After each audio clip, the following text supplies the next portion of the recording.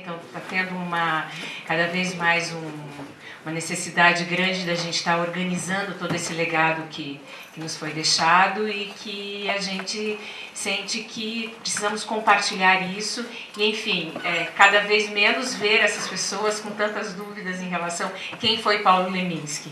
Né? Então, assim, a gente está fazendo um trabalho no sentido de desmistificar uma figura que muitas vezes as pessoas não sabem nem exatamente o que é que fez, mas já ouviu falar, e realmente, assim, mostrar a vasta obra em termos de quantidade e também de qualidade, né? Todo o processo de criação dele, o Múltiplo Leminski, um dos objetivos da exposição, a gente tem todas as facetas representadas e todo o processo de criação, né? Mostrar o quanto ele era um intelectual erudito, o quanto ele se preparou, o quanto ele se dedicou, estudou, se sacrificou também para chegar onde ele chegou, né? Não era pura inspiração, como muitas vezes pode parecer. Né? Na obra acabada, você vê, por exemplo, no Toda a Poesia, ele fala de forma tão simples algumas coisas, no sentido de que ele toca tão fundo, mas aquilo foi construído através de tanto trabalho até se chegar a essa simplicidade. Né? Então a gente se pretende mesmo a revelar todas essas facetas dele e de que forma que ele chegou onde ele chegou, né? Essa notoriedade toda que a gente diz, né, sobre Paulo Leminski. O que ele é referência? Ele é referência através de muito trabalho. Né? Então, o Múltiplo Leminski foi concebido com esse nome. Algumas exposições já tinham sido feitas anteriormente em São Paulo, que mostravam bastante sobre a obra e vida dele, que foi no Itaú Cultural, em 2009, e no Sesc Consolação, em 2010.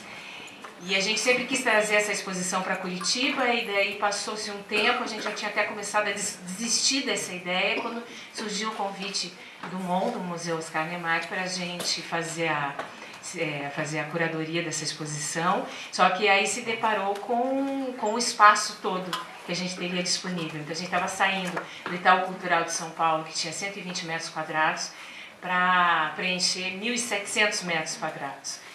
Então a gente se juntou e falou, não, agora vamos realmente mostrar muito do material, inclusive, que estava guardado, muitos dos originais, e coisas que, assim, a gente voltando a ter contato, a gente acabou também se deparando com coisas que a gente foi se surpreendendo. E até agora a gente se surpreende, a gente sabe que esse é um processo que eu acho que eu não vejo que vai ter fim.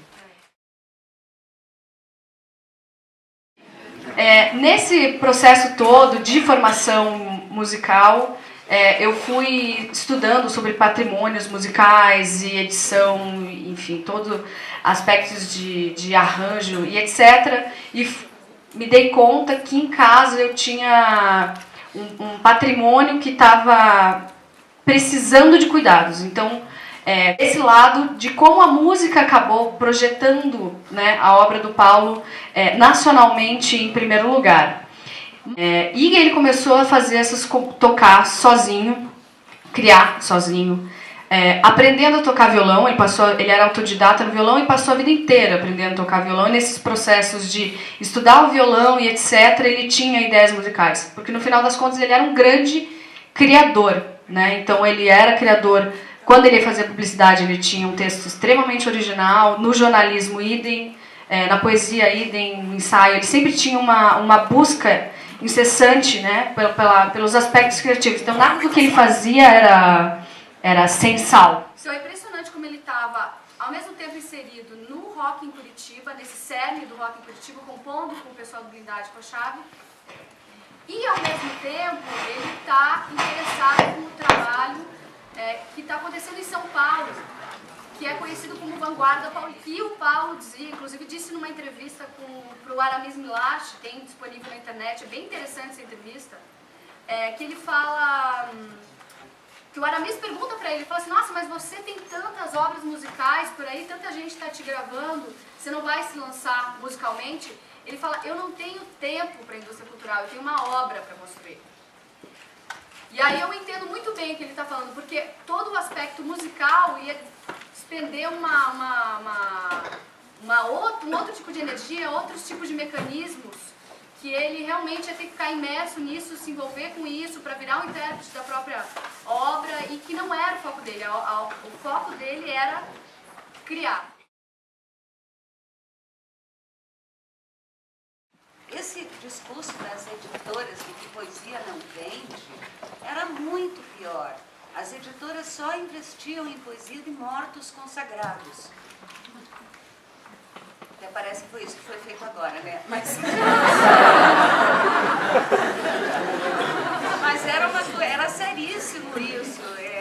Você é um poeta querendo colocar a tua poesia numa editora, não havia o menor interesse. O argumento era, não, poesia não vende, não há interesse, ninguém quer. Os livreiros não aceitam colocar nas livrarias, as distribuidoras não estão interessadas nesse tipo de literatura, o que vende é ficção, ou de Vinícius para mais antigo ainda. E por conta disso é que nasceu, na verdade, o que se chama de literatura ou de poesia marginal, porque nós não nos conformávamos, porque quando o mercado editorial diz este gênero não vende, nós não vamos investir nesse gênero, ele está matando aquele gênero, ele está fazendo com que aquele gênero só exista enquanto museu, enquanto uma coisa que já era, que já foi. E a poesia, na verdade, eu acredito que a poesia, todos nós tentamos fazer uma definição do que é a poesia, né? Eu acho que a poesia é a voz do contemporâneo. Mesmo a poesia de vanguarda, ela é a voz do contemporâneo, não é que ela é a do futuro, ela é uma espécie de porta-voz do sentimento e do pensamento de uma época.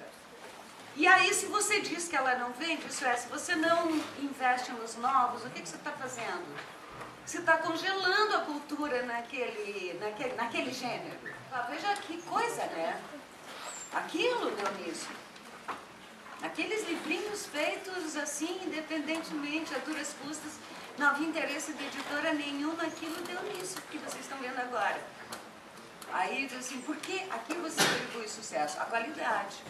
A qualidade, a luta, a persistência, ao trabalho. Ele caminhou em direção à simplicidade, ao coloquial, à linguagem, que inclusive veio muito com a poesia marginal, que era falar diretamente com as pessoas. Então ele pegava todo aquele conhecimento, mas colocava ao alcance de todos. Isso ele foi o primeiro que fez. Ele transformou a poesia concreta numa coisa acessível a todos. Trabalhando na linguagem, mas de uma forma com senso de humor, uma forma lúdica, uma forma que as pessoas compreendessem. E aí o Luiz Duarte nos procura e propõe juntar toda a nossa poesia até então, e sai o livro do Paulo, primeira publicação nacional, o Caprichos e Relaxos. Gente, agora toda a poesia fazer o sucesso que fez é normal. O que nós não entendemos, nem ele, nem eu, nem a editora, foi por que o livro Caprichos e Relaxos, de um desconhecido, de um poeta que só tinha livros independentes lançados em Curitiba, foi best-seller. O Paulo já foi best-seller de poesia. O primeiro livro do Paulo foi para a lista dos mais vendidos. Não ficou tanto tempo quanto toda a poesia, mas foi para a surpresa nacional. Todo mundo dizia, o quê? Poesia? Na lista dos mais vendidos? Só que isso não foi em 2012, 2013. Isso foi em 83. Isto é, saindo daquele buraco negro, como eu disse, que era o mercado editorial em relação à poesia.